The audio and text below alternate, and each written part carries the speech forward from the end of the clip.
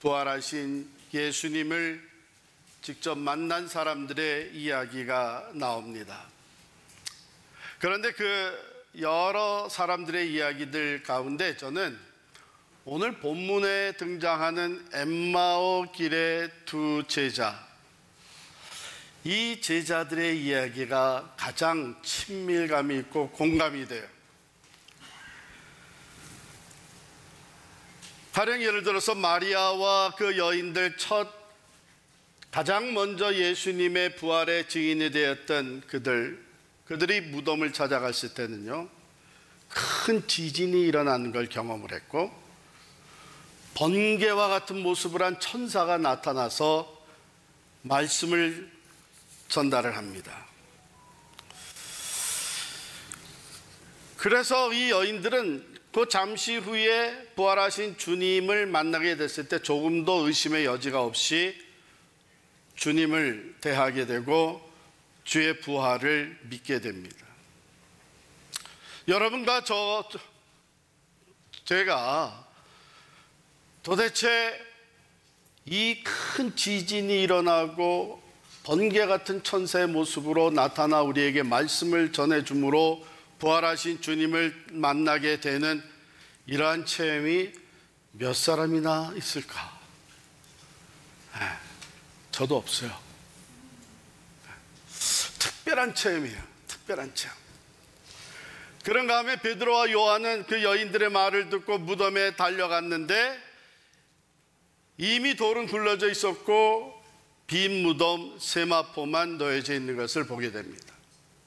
이 빈 무덤을 직접 들어가 보는 체험을 한 사람이 몇 사람이나 있을까요? 특별한 체험. 후에 이 제자들이 함께 모여서 두려워서 문을 닫아 걸고 있는데 그 가운데 부활하신 주님이 직접 나타나십니다. 나타나셔가지고 그들에게 말씀하시기를 너희들이 내 손의 못자국을 보아라. 옆구리의 창자국을 보아라. 우리들 중에 몇 사람이나 이런 특별한 체험을 해봤을까요? 나중에 도마의 이야기가 나오는데요, 도마는 그 자리에 없었기 때문에 믿을 수가 없었어요. 내가 직접 손으로 만져보고 그 옆구리에 손을 넣어보지 않는 한 나는 믿지 못하겠다. 여기서 우리는 많이 공감을 합니다. 잘 믿어지지가 않는 거예요. 그런데 예수님 다시 도마를 위해서 나타나시고 도마가 예수님의 못자국에 옆구리 창자국에 손을 대봅니다. 이 모든 것들은요, 아주 특별한 체험이에요. 그래서 좀 거리감이 느껴지는데 오늘 엠마오 길의 두 제자의 이야기는 아마 여러분들의 삶에서도 이미 일어났던 이야기, 경험이 있는 이야기가 될 수도 있고, 지금 이 과정을 지나가고 있는 사람들이 여기에 적지 않게 있을 것이고, 그 예수 그리스도가 나와 함께 하셨구나, 부활하신 주님이 나와 함께 하셨구나 하는 것을 깨달으면서 삶이 변화된 사람들이 적지 않게 있습니다. 그렇기 때문에 이 이야기는 매우 친근감이 있고 또한 공감이 갑니다. 여러분, 오늘 본문에 나오는 이 두 사람은 평범한 제자였어요. 12제자 가운데 들어간 사람들도 아닙니다. 그러니까 잘 알려지지 않은 두 사람. 또한 그들은 예수를 만났지만, 부활하신 주님이 나타났지만 그들은 예수님을 알아보질 못했습니다. 예수님이 떠나가신 후에야 알게 됩니다. 그들 앞에 서 있는 분이, 그 동행자가 부활하신 예수라는 것을 알지를 못했어요. 더욱이 25절에 가보면 주님이 그들을 약간 책망을 하시면 미련하고 선지자들의 말한 모든 것을 마음에 더디 믿는 자들이요. 그러니까 이 사람들이 구약 성경의 말씀을 알고 있었지만 제대로 깨닫지 못했고 제대로 깨닫지 못한 결과 제대로 믿지를 않았어요. 그런데 그럼에도 불구하고 부활하신 주님이 그들을 찾아오시는 거예요. 부활하신 주님. 여러분들이 만일 그 사망 권세도 이기고 십자가에 죽은 후 사흘 만에 부활한 예수라면 부활하고 어디 먼저 가시겠어요? 시리에 빠져서 절망 가운데 엠마오 길로 터벅터벅 걸어가고 있는 이 두 제자를 찾아오셨어요. 그리고 그들의 삶을 변화시켜 주십니다.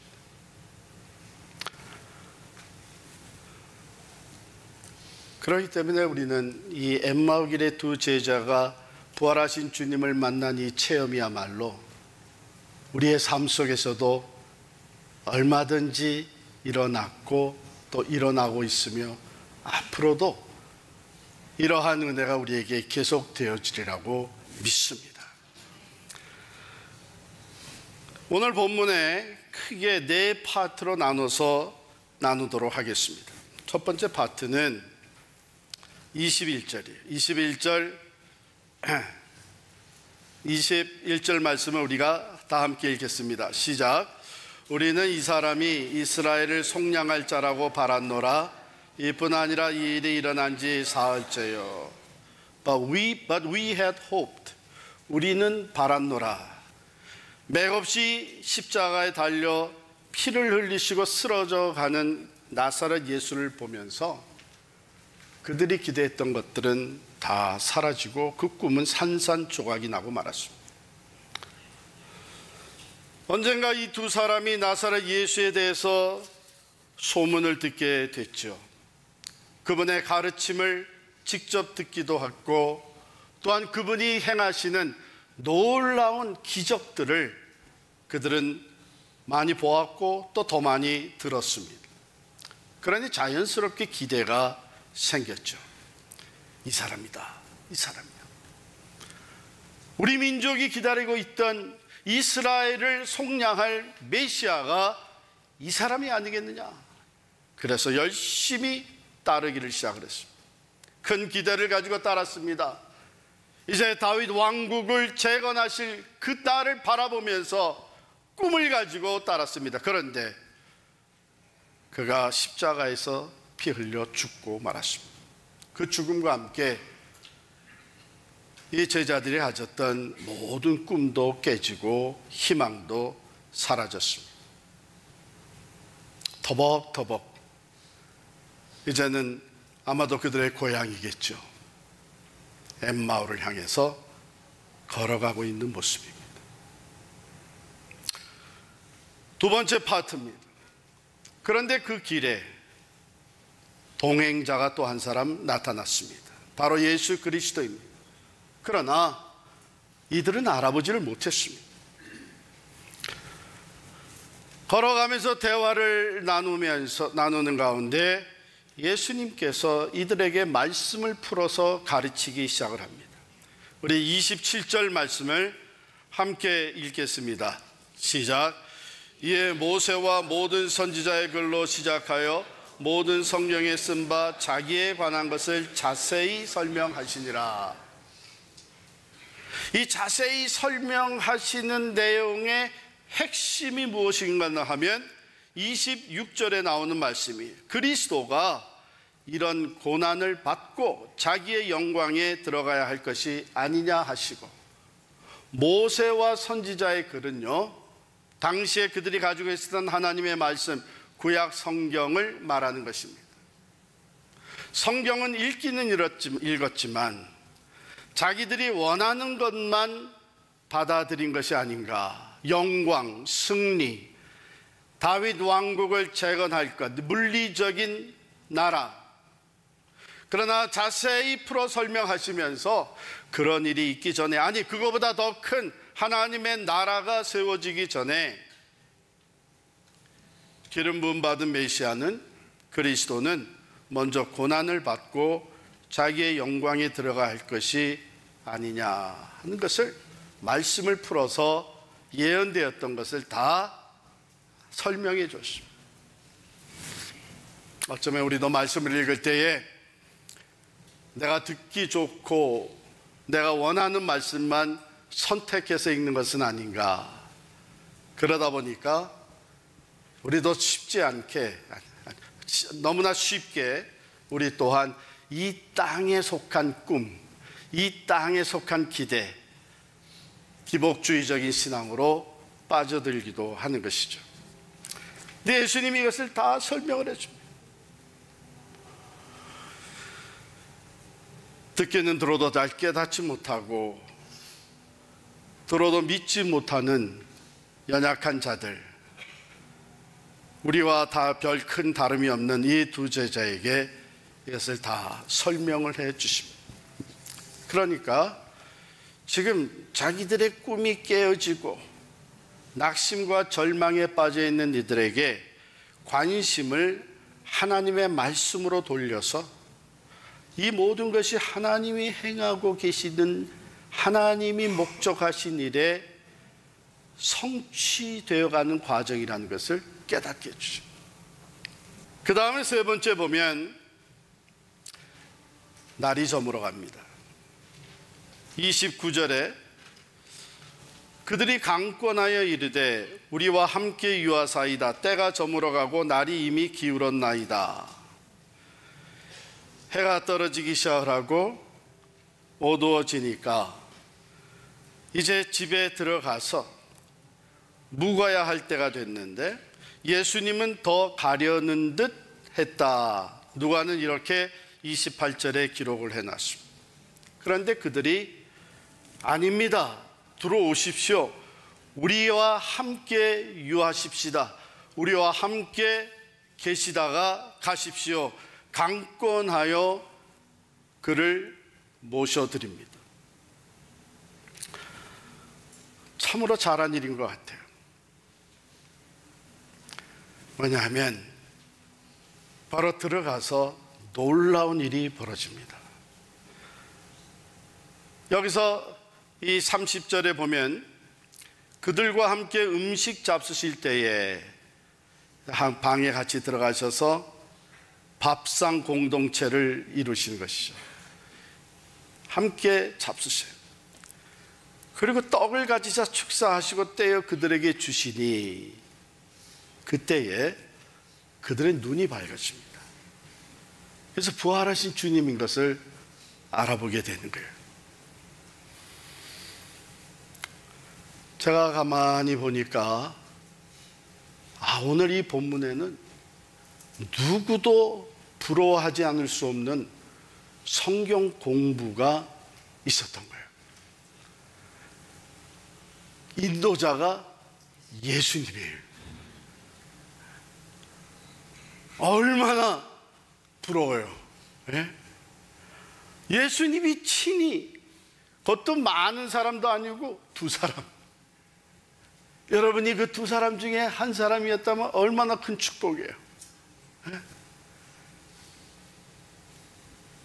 그런데 너무 내가 거기 끼지 못했다고 낙심하지 마세요. 왜냐하면 오늘도 우리들이 말씀을 중심으로 모일 때에, 성경 말씀을 공부할 때에 그 말씀의 주체가 되시는 예수 그리스도께서 성령으로 우리와 함께 계셔서 우리를 가르치시고 깨닫게 해주시는 줄을 믿습니다. 그뿐만 아니라 이제 우리가 공부 끝나고 나면 음식을 먹듯이 이제 성경 공부 끝나고 같이 떡을 떼는 거예요. 이 떡을 떼는 장면, 그거 듣때 그들의 눈이 밝아졌다고 하는 거, 야, 이거 기가 막힌 일인데, 이때 아마 이 두 제자가 6월절 만찬 때 예수님이 떡을 가지시고 축사하시고 떼어 제자들에게 주시면서 이것이 너희를 위한 내 몸이고 너희를 위한 내 피라고 하고 포도잔을 나눠주신 것, 와, 그것과 연결을 시키고 싶은 마음이 우리에게 있잖아요. 그런데 조금 그건 무리인 것 같아요. 뭐냐면 그 6월절 만찬 자리에는 이 두 제자는 없었어요. 그러나 다른 자리에는 있었으리라 저는 분명히 믿습니다. 오병이어의 기적이 베풀어질 때에 떡 5개를 가지시고 그것 가지고 감사를 하신 거예요. 축사하시고, 그리고 그것을 떼어 주심으로 말미암아 5,000명이 넘는, 남자만 5,000명이 넘는 사람들이 먹고, 그리고서는 배불리 먹고 12광주리가 남았어요. 그는 오병이의 특별한 기적이었을 것이고, 그 외에도 주님을 따라다니다가 12제자 중에 속한 사람들은 아니지만 부지런히 주님을 따르는 제자였기 때문에 말씀을 듣고 또 식사 때가 되면 예수님이 음식을 함께 나눠 먹는 자리에서 감사하시고 떼어서 나눠주시는 경험을 한두 번 한 게 아니라고 생각이 듭니다. 바로 그 상황 속에서 그리스도의 영이 그들의 마음을 열어주시고 이 떡을 떼어주신 분이 바로 부활하신 예수라는 것을 알 수 있게 도와주신 거예요. 그들의 눈이 밝아졌다 그랬어요. 그런데 기억하십시오. 꿈이 산산이 깨어지고 절망에 빠져 엠마오 길을 걷던 그 두 제자에게 부활하신 주님이 찾아오셨습니다. 동행하셨습니다. 대화를 나누셨습니다. 그들의 관심을 하나님의 말씀으로 전환시켜 주십니다. 그들은 이제 말씀을 제대로 깨닫게 되고 예수 그리스도가 어떤 분이신 것을 바로 믿게 되는 이런 변화가 일어나기 시작을 합니다. 너무나도 다행스러운 것은 주님은 그냥 가시려고, 계속 길을 가시려고 할 때 이 두 제자가 그들을 강권하여서 주님 들어오십시오, 들어오십시오, 같이 유하십시다, 강권하여 초청해 드린 것이 얼마나 귀한 일인지.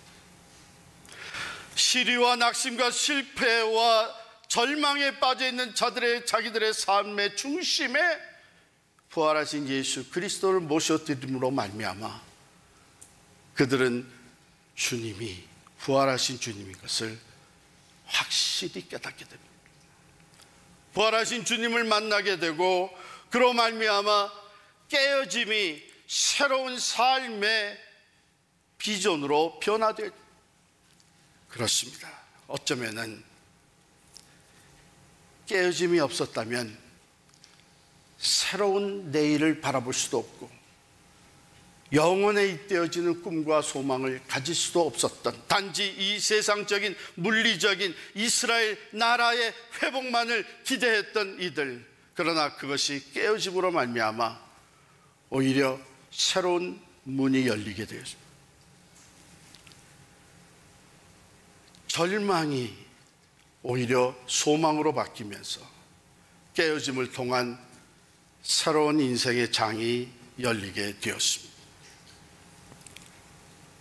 어쩌면 그래서 주님 우리와 동행하시면서도 때로 우리가 이 세상적으로 가지고 있었던 꿈과 기대가 깨어질 수밖에 없는 상황으로 이끌어 가시는지 모르겠습니다. 그러나 이 깨어짐으로 인해 그들에게는 영원한 소망과 새 생명의 길이 활짝 열리게 된 것입니다. 사랑하는 성도 여러분, 그 주님은 오늘도 여러분이 시리와 절망에 빠져 터벅터벅 엠마오 길을 향해 걸어가고 있을 때 가까이 찾아와 동행해 주시는 분이십니다. 그 주님, 우리의 관심이 내 꿈이 산산이 깨진 것을 보고 낙심하고 절망하고 있는 우리들의 관심을 살아있는 하나님의 말씀으로 이끌어 주시고 그것에서 하나님의 말씀대로 이루어지는 것을 확신하게 하며 예수 그리스도 안에서 이제는 이 땅에 속한 것이 아니라 영원한 하나님 나라에 속한 산 소망과 꿈을 가지고 살 수 있도록 우리의 삶을 변화시켜 주십니다. 엠마오로 향하던 이 두 제자는 바로 일어나서 다시 예루살렘으로 돌아갔습니다. 절망 가운데 어둠을 향하던 이 두 제자는 이제 새로운 희망을 안고 예루살렘을 향해, 새벽을 향해 달리기 시작을 한 것입니다. 그 주님은 오늘도 살아계십니다. 오늘도 우리들을 찾아와 동행해 주시고 우리에게 믿음을 선물로 주셔서 주께서 나와 함께 하심을 확신하며 새로운 그리고 영원한 꿈을 안고 살아가게 도와주십니다. 사도 바울도 이러한 변화를 체험한 사람으로서 그는 담대하게 선포합니다. 다만 이뿐 아니라 우리가 환난 중에도 즐거워하나니 이는 환난은 인내를, 인내는 연단을, 연단은 소망을 이루는 줄 알미로다. 할렐루야. 영원한 우리의 소망이 되신 예수 그리스도를 바라보시기를 바랍니다.